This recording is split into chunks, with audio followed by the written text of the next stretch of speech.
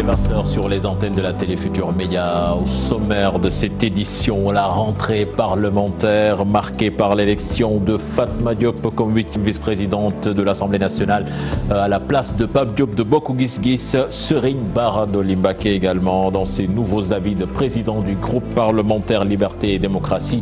Les temps forts de cette rentrée parlementaire, c'est à suivre dans cette édition. La recrudescence de la violence, fruit d'un manque d'organisation entre la police et la gendarmerie. C'est la conviction du colonel Alioune Ndao, le retraité de l'armée, soutient qu'il faut une parfaite collaboration entre les deux corps pour le démantèlement de réseaux de malfaiteurs. La Rwandaise Mushiki Wabo, élue par consensus à la tête de l'Organisation internationale de la francophonie. La réaction de l'expert artistique de l'OIF, le docteur Massamba Gueye, à suivre dans ce journal. Et puis veille d'armes pour les Lions du Sénégal. Sadio Mané et compagnie ont effectué leur dernier galop d'entraînement cet après-midi au stade Léopold Sédar Senghor avant la rencontre face au Soudan. Les Lions qui vont faire sans leur charnière centrale titulaire. Voilà le sommaire de cette édition. Dans quelques instants, le développement.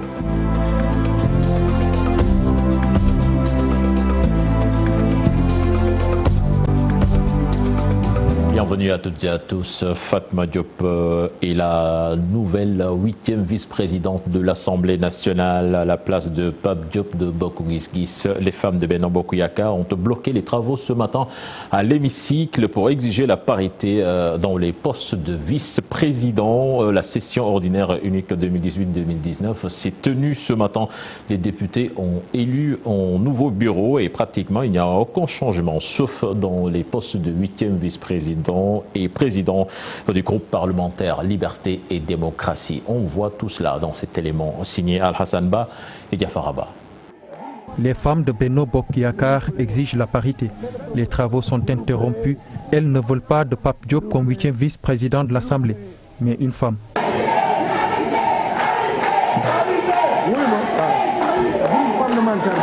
Une suspension de séance est demandée par le président du groupe parlementaire Benno Bokk Yakaar, Aymérou Gningue, article 14 du règlement intérieur de l'Assemblée nationale. Qui dit, si à l'ouverture de la séance, aucune contestation n'a été soulevée, il est procédé sans autre formalité au scrutin. En cas de contestation, la séance est suspendue. À ce moment, je demande la suspension de séance pour que nous puissions discuter de cette affaire. Reprise des travaux après plus d'une demi-heure de suspension, une solution n'est pas encore trouvée. Le groupe de l'opposition tient à faire passer son option. Le président Moustapha Niasse, obligé d'intervenir.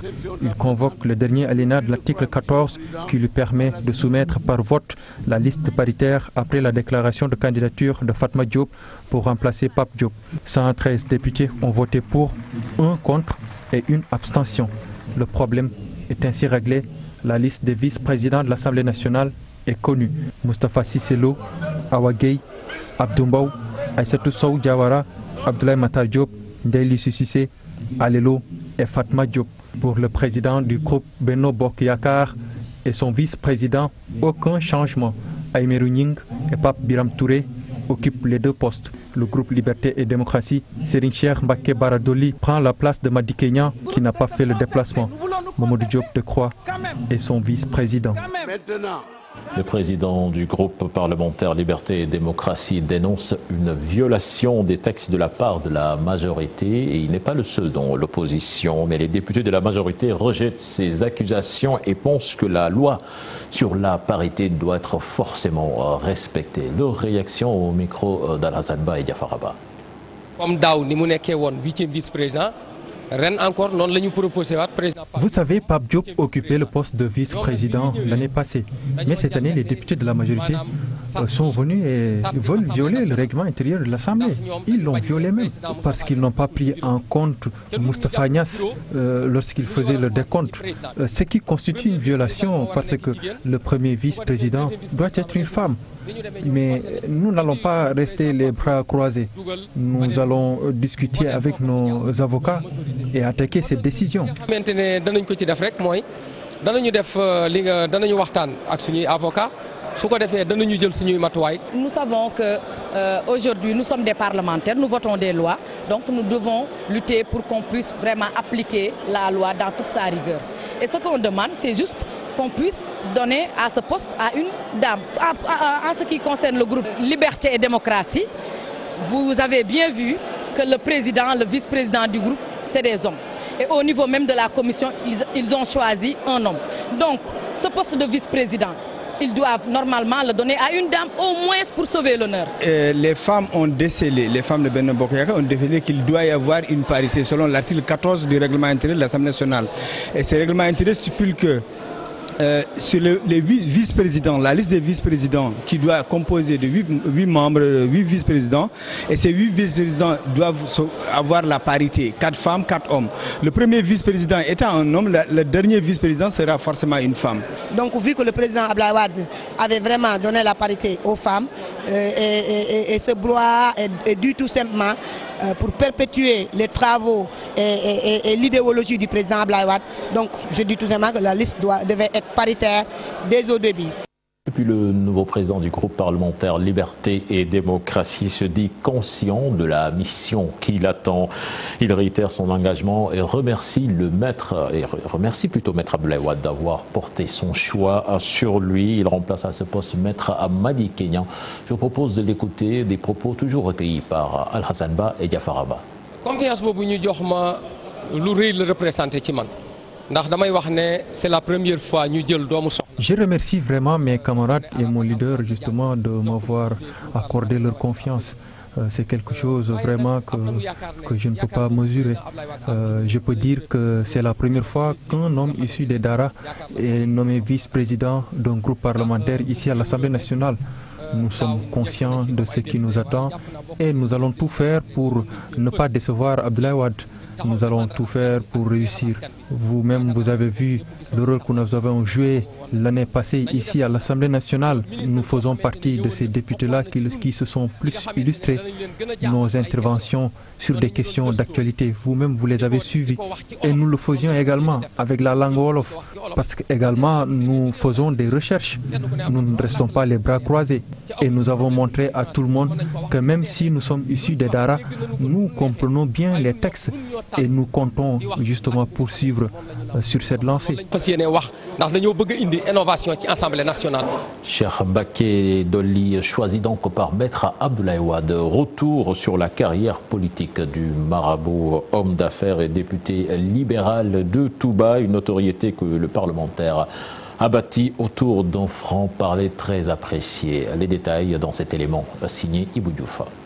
Il a très tôt averti le public. Cheikh Bara Dolly Mbacké aime répéter qu'être intellectuel ne nécessite pas beaucoup d'études, puisqu'on peut acquérir le savoir sans faire les bons. Cheikh Mbacké est le nouveau président du groupe parlementaire Liberté et Démocratie. À 40 ans, il devient l'un des plus jeunes présidents du groupe parlementaire à l'Assemblée nationale. Le nouveau chef du groupe Liberté et Démocratie parle d'une récompense après un travail politique bien accompli. Serigne Cheikh Bara Mbacké Dolly, qui remplace Maître Madi Kenya, est au PDS depuis 1996, a fait 2 fois de la prison lors de ses activités politiques. Le parlementaire a étudié le Coran, l'arabe et un peu de français, ce qui l'empêche pas de se faire remarquer à l'Assemblée nationale. Le député libéral avait même tenu tête au garde des Sceaux, ministre de la Justice, lors de l'adoption du projet de loi sur le parrainage. Aux yeux des politiques, le choix de Serigne Cheikh Bara Mbacké n'est pas fortuit. Avec cette nomination, le pape Dissopi suit une logique électorale, garder l'électorat de Touba, qui presque reste une force libérale. Le juteux fauteuil du président de son groupe parlementaire a un député libéral de Touba. Une stratégie qui s'explique payante si l'on connaît la force de frappe électorale de la ville sainte. Cheikh Bara Mbacké Dolly, politiquement, est très engagé et sa proximité avec la famille Wade lui a permis de prendre d'autres galons. Tête de liste de la coalition gagnante Wattu Sénégal à Mbacké, le marabout et homme d'affaires poursuit son bonhomme de chemin. Le remplaçant de Maître Madi Kenya à la tête du groupe parlementaire Démocratie et Liberté veut relever d'autres défis. Pour le moment, aider son mentor Wade à faire passer la candidature de son fils Karim Wade. Ibou Diouf, ce choix de Maître Abdoulaye Wade est très apprécié par certains membres du Parti démocratique sénégalais. Selon Doudou Wade, l'homme a toutes les aptitudes pour diriger ce groupe. Il a rencontré nos reporters Alioune Gueye et Younous Diatta. Le groupe parlementaire Liberté et Démocratie a un nouveau président. Cheikh Bara Dolly Mbacké remplace ainsi Madické Niang à la tête de ce groupe à l'Assemblée nationale. Un choix du Pape Sopi apprécié par Doudou Wade qui a occupé ce poste lors du 11e législature. Choisir Cheikh Bara Dolly Mbacké pour le président du groupe Liberté et Démocratie est un excellent choix. D'autant plus que celui qui remplace était aussi un militant du PDS et membre de la fédération départementale de Mbacké. L'analphabétisme de Cheikh Bara Dolly Mbacké, considéré comme un handicap pour certains, l'ancien président du groupe parlementaire du PDS pense autrement. Est-ce qu'aujourd'hui, pour être député, il faut seulement être de l'école française? Mais Bara Dolly a été un excellent député. Parmi les députés qui ont été remarqués, il a été d'ailleurs, à ce point de vue, assez tranchant avec ceux qui ont des bagages techniques, des bagages intellectuels, ceux qui ont des diplômes. Ce membre du comité directeur du Parti démocratique sénégalais dit ne pas comprendre l'attitude de Maître Madické Niang, qui avait soutenu la candidature de Karim Wade lors du congrès. Madické et moi, nous étions organisateurs de ce congrès. Nous y avions participé et nous avons applaudi à l'élection de Karim Wade comme candidat du parti. Et souvenez-vous de la déclaration de Madické à sa sortie. Le PDS n'a pas de plan B, ni C, ni Z. Maintenant, s'il y a des changements, le PDS n'a pas changé de position. Abdoulaye Wade mise sur Serigne Bara Dolly pour sauvegarder l'électorat du PDS à Touba, une cité où Madické Niang jouit d'une influence incontestable. C'était l'essentiel de l'actualité politique de ce vendredi. Un manque d'organisation entre la police et la gendarmerie, une des raisons de la recrudescence de la violence et de l'insécurité. C'est du moins ce que pense le colonel Alioune Daou. Le retraité de l'armée propose une collaboration des deux corps pour une parfaite synergie dans les opérations de démantèlement des malfaiteurs. Il a rencontré nos reporters Fatimata Touré et Amadouba. La violence et la criminalité ont pris des proportions inquiétantes au Sénégal. Pour certains, cela est dû à la pauvreté et au chômage, entre autres. Mais pour d'autres, le problème est plus profond. La police et la gendarmerie sont pointés du doigt. Je pense qu'il y a deux problèmes qu'il faut vraiment voir. Un, c'est un problème d'organisation et deux, un problème de formation. La formation, nous ne pouvons pas continuer à former les policiers et les gendarmes sur les mêmes bases sur lesquelles moi j'ai été formé. Le problème, ce n'est pas seulement d'avoir des effectifs. Actuellement, les effectifs, il y en a. Mais il faut aussi employer plus de moyens techniques. Il est incompréhensible aujourd'hui dans Dakar qu'on voit le système de policiers qui font la circulation. Ça, là, il faut le dépasser. Une parfaite synergie entre la police et la gendarmerie est réclamée. Leur fusion est le seul moyen pouvant aider à éradiquer ce fléau. Dans le projet du gouvernement depuis l'année dernière, on parle des commissariats de Yeumbeul, des commissariats de Keur Massar. Bon, dans la banlieue, c'est bien de mettre des commissariats. Mais il faudrait aussi que les autorités de police et les autorités de gendarmerie s'asseyent et qu'on voit ensemble comment prendre en compte les phénomènes de criminalité. Impensable de faire recours à la peine de mort parce qu'elle est dépassée. Le parquet a un peu tendance à ne pas trop encombrer les prisons parce qu'il n'y a pas assez de place. Il faut garder des gens en prison, c'est normal. Donc ça aussi, Mais la peine de mort, non. La peine de mort, réellement, je pense, c'est dépassé. Face à la recrudescence de la violence au Sénégal, il est nécessaire de mettre en œuvre une politique sécuritaire préventive, mais également l'intensification des patrouilles pour une quiétude des populations. Le blanchiment d'argent, phénomène qui plombe nos économies. Le Forum civil interpelle le procureur de la République et aussi à renforcer la capacité des journalistes sur cette question. Écoutons à ce propos le coordonnateur du Forum civil, Birahim Seck, interrogé par Maïmouna Ndiaye et Mohamed Dia. phénomène mondial, c'est un fléau mondial qui nécessite une compréhension, surtout de la part des personnes qui ont pour métier d'informer les populations. C'est pour cela aujourd'hui on s'est réunis ici avec les journalistes de la presse en ligne et de la presse écrite pour discuter de la question et fondamentalement pour discuter de la notion de la divulgation de la propriété réelle. Pourquoi de la divulgation de la propriété réelle? Parce qu'on s'est rendu compte qu'aujourd'hui, même au niveau mondial et en particulier au Sénégal, il y a des agents de l'État, il y a des gouvernants qui disposent des sociétés qui gagnent des marchés et ça provoque un conflit d'intérêts. C'est dû simplement à leur positionnement. Il y a également des personnes qui sont autour de l'État et qui bénéficient des retombées financières d'autres entreprises. Il y en a également qui créent des entreprises en dehors du Sénégal pour ce qu'on appelle faire une optimisation fiscale au niveau des paradis fiscaux. Et ça, c'est un manque à gagner pour eux. Pour l'économie. Est-ce qu'aujourd'hui, on a un État qui protège des personnes qui ont été soupçonnées de blanchiment d'argent et que le procureur aujourd'hui refuserait-il de poursuivre ou bien de donner suite à ces dossiers? Je pense que le problème se trouve à ce niveau. La CENTE fait son travail en transmettant des dossiers. Le GIAB a également fait son travail en sensibilisant sur le blanchiment d'argent. Mais aujourd'hui, il y a un maillon, c'est-à-dire la presse en tant que telle. C'est l'objet de la session d'aujourd'hui. Est-ce que la presse aujourd'hui est assez outillée pour essayer de faire des investigations dans le domaine et d'informer les populations? Nous parlons à présent de santé oculaire avec le centre Ahmadou Malik Gueye de Bopp qui célèbre la journée mondiale de la vue à sa manière. L'un des plus vieux centres ophtalmologiques du pays reçoit en effet des patients qui viennent du Sénégal et de la sous-région. C'est ce que vous allez voir dans ce reportage signé Mamadou Sarr et Younous Diatta. Journée mondiale de la vue oblige, nous sommes au centre Ahmadou Malik Gueye de Bopp. Ici, le service ophtalmologique ne désemplit jamais. Des patients de tous les âges y viennent pour diverses pathologies. Oui, c'est ma sœur. Elle vient de la Guinée. Elle avait la cataracte. Mais grâce au centre, elle a pu être opérée. Et là, ça va mieux, vraiment. Elle se porte mieux. Elle a été bien prise en charge. Cette structure, vieille de plusieurs décennies, reçoit plus de 150 patients par jour. Nous y recevons des malades qui viennent de n'importe où. Nous consultons du lundi au samedi et en moyenne nous prenons plus de 150 malades tous les jours. La maladie oculaire la plus fréquente est la cataracte qui touche le plus souvent les personnes âgées. Pour la cataracte, généralement, les personnes les plus atteintes sont les personnes âgées, c'est-à-dire au-delà de 50 ans.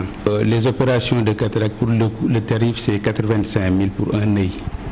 Avec un taux de 1,42% de déficience visuelle et 165 000 aveugles, le secteur de la santé oculaire nécessite plus de soutien des autorités étatiques pour une meilleure prise en charge des patients. Mamadou Sarr, la promesse à présent du ministre de l'Agriculture de répondre à la demande des opérateurs semenciers qui réclament plus de semences de qualité. Oui, Papa Abdoulaye Seck était en tournée dans la région de Louga. Il en parle au micro de notre correspondant sur place, Thierno Fall. On va tout faire pour que le capital semencier de pré-base soit plus important. Parce qu'on ne peut pas construire une agriculture forte sans des semences de qualité. Or, la première étape, c'est précisément les semences de pré-base, venant de l'ISRA. Donc, si on renforce l'entrée, on gère bien les différentes étapes, à la sortie, on aura des semences certifiées d'excellente qualité. C'est ça notre ambition. Donc, on va renforcer l'ISRA pour que, véritablement, il puisse disposer de suffisamment de moyens afin de répondre à la demande qui est de plus en plus forte. Le programme d'adaptation, c'est quoi? C'est de dire, voilà le profil de l'hivernage, quelles sont les spéculations et quelles sont les variétés qui peuvent nous permettre de boucler notre cycle dans d'excellentes conditions. Donc une fois ce choix judicieux opéré, à la coulée à ligne, le programme d'adaptation va marcher. Et puis Louise Mushikiwabo, portée à la tête de l'Organisation internationale de la francophonie. Elle a été élue par consensus en dépit de certains critiques. La ministre des Affaires étrangères rwandaise donc, a tenu un discours pour donner un aperçu de son programme. Les détails avec Neymar Dabo.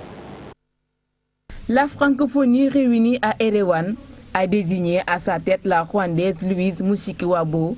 Cette nomination contestée à cause des entorses du Rwanda aux droits de l'homme consacre le retour de l'Afrique à la tête de l'OIF. Elle a été nommée par consensus lors d'une réunion à huis clos au dernier jour du sommet à Erewan. Malgré les nombreuses critiques qui pointent du doigt le peu de cas que le Rwanda ferait des droits fondamentaux et de la défense du français. Dans son discours tenu après sa nomination, les droits de l'homme ne sont pas le seul grief à sa candidature.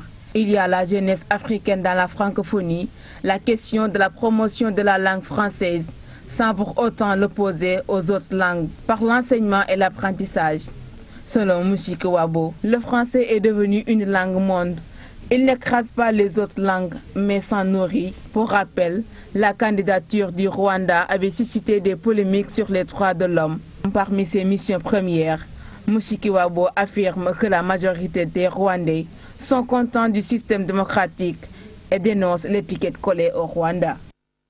Puis le docteur Massamba Gueye, pas du tout surpris par l'élection par consensus de Louise Mushikiwabo à la tête de l'OIF. L'expert artistique de l'Organisation internationale de la francophonie ne donne aucune importance aux critiques à l'encontre de la candidate du Rwanda, dont le pays n'est pas en exemple en matière de respect des droits de l'homme. Je vous propose de l'écouter. Il est interrogé par Chérif Dia. L'élection de notre sœur rwandaise n'était plus une surprise. À partir du moment où le processus d'élection est un processus qui se fonde sur le consensus à l'OIF, je pense que dès que le gouvernement canadien a lâché l'actuel secrétaire général, on s'attendait à ce que quand même cela revienne un peu à l'Afrique. La francophonie aussi essaie de s'incruster dans les zones où les langues sont le plus parlées. Aujourd'hui, les locuteurs francophones d'Afrique sont quand même majoritaires. Le Rwanda fait de l'anglais sa langue d'enseignement. Mais si on reprochera cela au Rwanda, on va le reprocher aussi au Canada. Le Québec est français, mais la langue officielle au Canada, c'est l'anglais. Et pour les questions maintenant de droits de l'homme, je pense que je n'accepterai jamais qu'on pratique une vision sur ce pays-là. On parle de droits de l'homme en Chine, on en parle au Rwanda, mais je pense que le niveau d'avancée aussi économique et de stabilité sociale est assez important.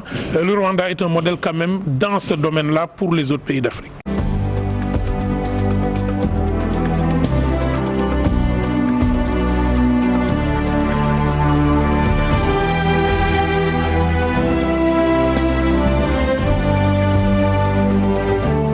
D'armes pour les Lions du Sénégal. Sadio Mané et compagnie donc se sont entraînés cet après-midi sur la pelouse du stade Léopold Sédar Senghor pour préparer ce match face au Soudan.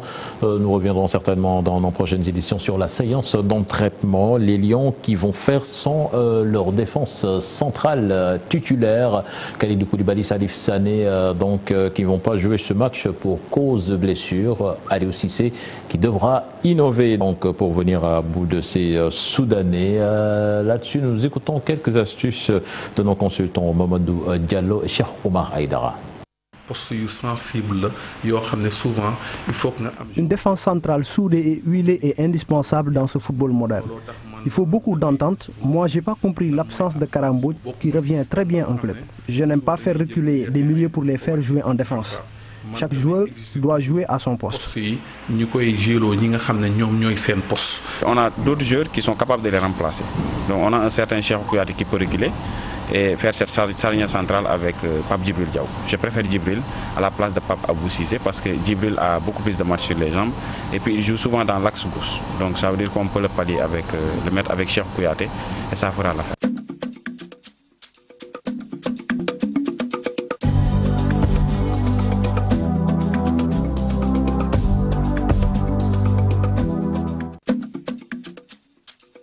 L'accès aux produits contraceptifs facilité à travers des programmes de santé de l'État du Sénégal et des partenaires. Le gouvernement du Sénégal, le gouvernement américain plutôt, continue sa politique d'appui en octroyant des financements exécutés par des agences comme IntraHealth. Cependant, le coût des produits peut être élevé. Dans le privé, certains demandent même un retour à la gratuité. Un dossier signé Mambiram Diouf et Mardia.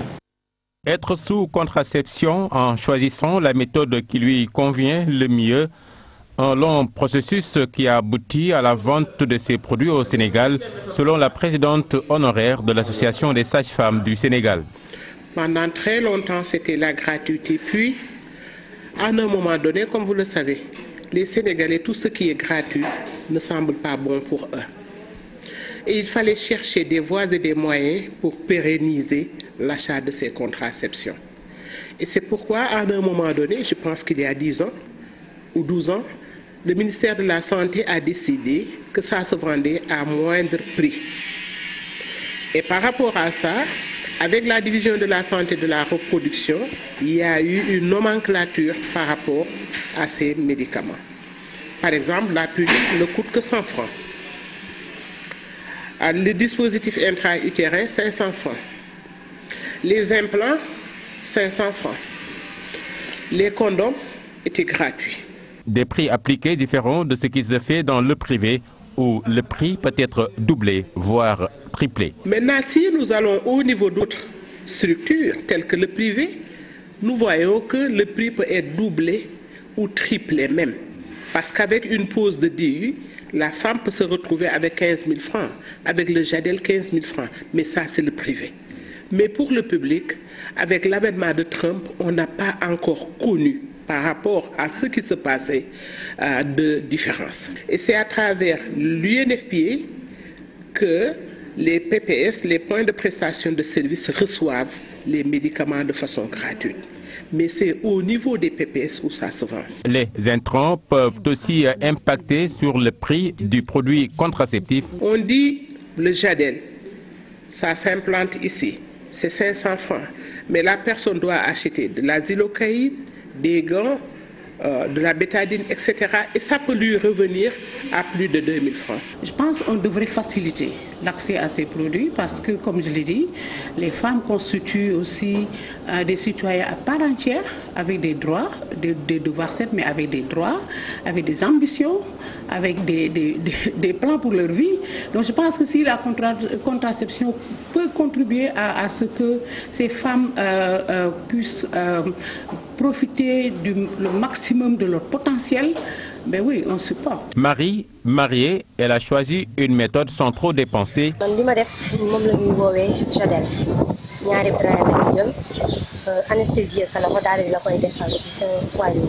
Pour s'orienter sama njur parce que comme que damay liggéey te ki na gis na ni dëkk bi tolluwaayam metti na torop dund gi cher la lépp metti na te mënoo am boole di liggéey yore doom day metti torop. Utiliser un moyen de contraception pour se protéger contre les IST, les grossesses non désirées ou espacer les naissances, une possibilité offerte, une stratégie soutenue par le gouvernement américain. Mambiram Diouf, merci. C'était le dernier élément de ce journal. Prochain rendez-vous pour l'information, ce sera à 0h avec le tout en images. Excellente suite de programmes en compagnie de la télé Futur Média. Au revoir.